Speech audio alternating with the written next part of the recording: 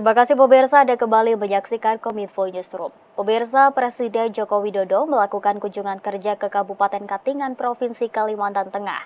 Dalam kunjungan kerjanya, Presiden meninjau RSUD Mas Amsyar Kasongan. Presiden menyoroti sejumlah hal terkait fasilitas RSUD.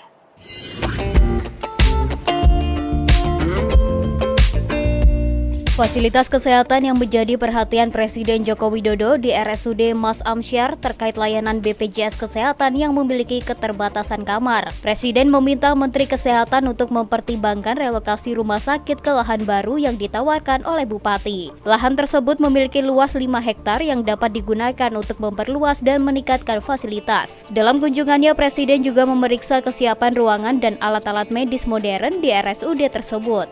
RSUD Mas Amsyar merupakan tipe rumah sakit tipe C dan satu-satunya rumah sakit milik Kabupaten Katingan dan jumlah dokter spesialis sebanyak 18 orang. Di sini kamarnya kurang.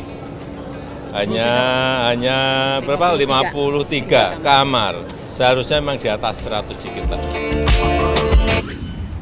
Pemirsa, Wakil Presiden Ma'ruf Amin meninjau fasilitas pengolahan sampah B3 di kawasan industri Pasuruan, Jawa Timur.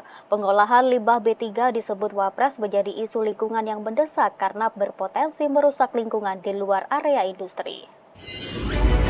Mengunjungi fasilitas pengolahan sampah dan limbah B3 atau bahan berbahaya dan beracun di PT Prada Tanara Pratama kawasan industri Rembang, Pasuruan, Jawa Timur, Kamis 27 Juni 2024, Wapres Ma'ruf Amin menegaskan pengolahan limbah B3 harus dilakukan di dalam kawasan industri sebagai bentuk pencegahan kerusakan lingkungan di luar kawasan industri. Dalam kesempatan tersebut, Wapres memberikan apresiasi bagi Kementerian Lingkungan Hidup dan Kehutanan dalam usaha membangun fasilitas pengolahan sampah kawasan industri. Wapres menyebut pengolahan sampah dan limbah merupakan bagian dari program pembangunan berkelanjutan atau SDGs yang menjadi komitmen Indonesia dan usaha pemerintah menurunkan emisi karbon. Wapres menilai pengolahan sampah dan limbah yang dilakukan dengan baik akan memberikan nilai tambah dan manfaat bagi masyarakat sekitar. Masalah lingkungan seperti kita menjadi pemerintah ya, menjadi program pemerintah dan itu juga program daripada pembangunan berkelanjutan SDGs, bagian dari program SDGs yang menjadi komitmen Indonesia. Ya, dan kita juga dalam rangka menurunkan emisi karbon, emisi karbon itu melalui pengolahan sampah ini. Bahkan kita harapkan sampah itu nanti menjadi rebutan, ya, menjadi berkah. Sekarang ini sampah itu orang menjadi dibuang-buang, tapi nanti mungkin diperebutkan karena ada nilainya pada satu saat. Itu yang saya kira ya, Pak KLH, Pak Wamen, untuk kita buat seperti itu. Pemirsa, pemerintah meresmikan smelter tembaga milik PT Freeport Indonesia yakni smelter Manyar di Gresik, Jawa Timur. Menteri Perekonomian Airlangga Hartarto menyebut dengan beroperasinya smelter ini, seluruh konsentrat tembaga yang diproduksi oleh PT Freeport Indonesia dapat semuanya diproses dan dimurnikan di dalam negeri. Menteri Koordinator Bidang Perekonomian Airlangga Hartarto meresmikan pengoperasian smelter PT Freeport Indonesia di kawasan ekonomi khusus di Gresik, Jawa Timur pada Kamis 27 Juni 2024. Smelter PT FI merupakan fasilitas pemurnian tembaga dengan desain jalur tunggal terbesar di dunia, berkapasitas pemurnian mencapai 1,7 juta ton konsentrat tembaga per tahun. Airlangga menjelaskan proyek yang menempati lahan seluas 100 hektar itu memiliki nilai investasi kumulatif mencapai 3,7 miliar dolar Amerika Serikat atau 58 triliun rupiah. Investasi tersebut tidak hanya akan memberikan manfaat bagi perusahaan konstruksi dalam negeri, tetapi juga akan menciptakan efek berganda kepada masyarakat di Kabupaten Gresik. Bersama dengan smelter yang dioperasikan PT Smelting, keduanya akan memurnikan 3 juta ton konsentrat tembaga per tahun dengan produksi sekitar 600.000 ton katoda tembaga, 50 ton emas, dan 200 ton perak per tahun. Dengan beroperasinya smelter ini, seluruh konsentrat tembaga yang diproduksi oleh PT FI dapat semuanya diproses dan dimurnikan di dalam negeri, demikian juga lumpur anoda dari PT Smelting. Dan ini yang pertama, integrasi tambang sampai dengan produk akhir. Dan dengan integrasi ini, maka produksi emas nanti yang 50 ton bayar royalti ya, Pak Tony. Karena ini terintegrasi dari tambang sampai ke hilir. Demikian pula untuk perak juga bayar royalti. Jadi tentu banyak pendapatan yang didapatkan pemerintah.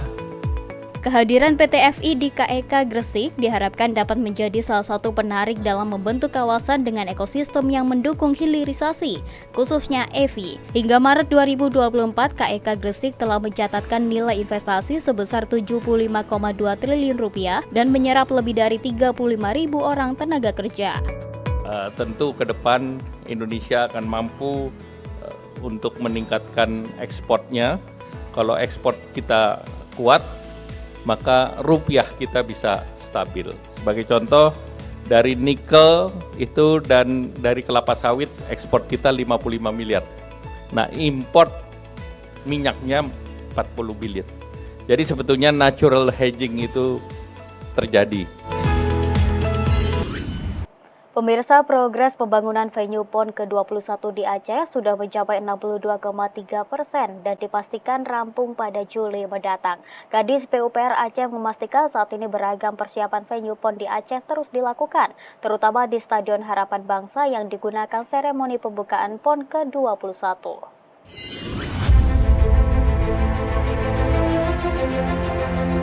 Dalam rangka persiapan Pekan Olahraga Nasional ke-21 Aceh Sumatera Utara tahun 2024, Kepala Dinas PUPR Aceh Mawardi beserta perwakilan KONI se-Indonesia meninjau progres pembangunan fasilitas venue di Stadion Harapan Bangsa Long Raya Banda Aceh dilanjutkan dengan Stadion Dirmutala. Usai melakukan peninjauan, Mawardi menyampaikan progres pembangunan beberapa venue untuk PON 21 tahun 2024 Aceh Sumut berjalan baik. Terlebih untuk venue yang digunakan sebagai opening ceremony dapat dipastikan selesai Juli mendatang. Sementara pembangunan tribun penonton dalam proses pembangunan.